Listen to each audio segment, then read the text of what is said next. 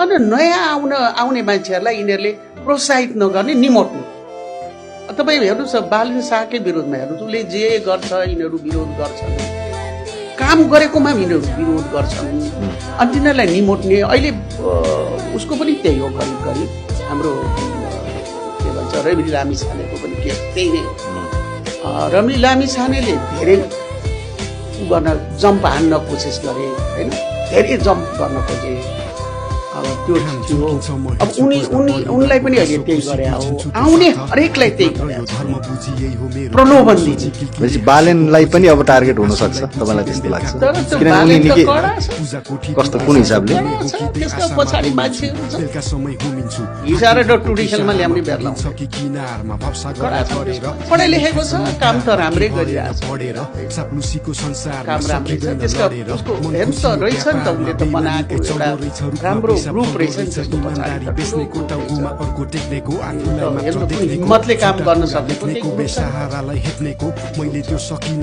काम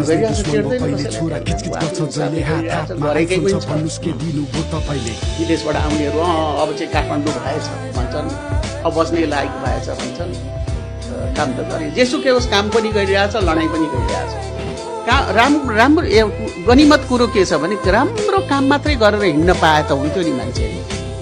अब मान्छेले काम गर्नु पनि परेको छ, आलोचना र प्रहार पनि खप्नु परेको छ। त्यो स्थिति छ क्या मुलुकमा, नयाँ आउनेलाई त्यही छ।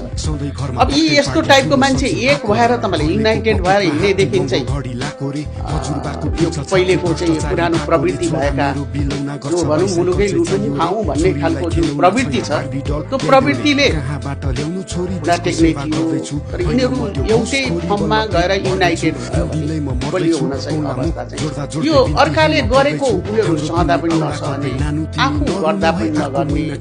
त्यसले हो एउटा भन्छ नि, त्यसले आफ्नो घर पनि बनाउँदैन, कुनै के गर्दैन भनेपछि मुलुक बनाउँदा पनि नबनाउने, एकदम आड भएर बस्ने एउटा चाहिँ के छ भन्दाखेरि अवरोध भएर उनीहरू बसेका छन्।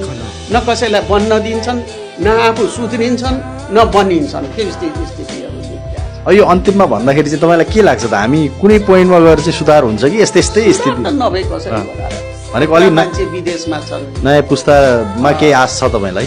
छ, त्यो त सम्भव छ, धेरै सम्भव पनि।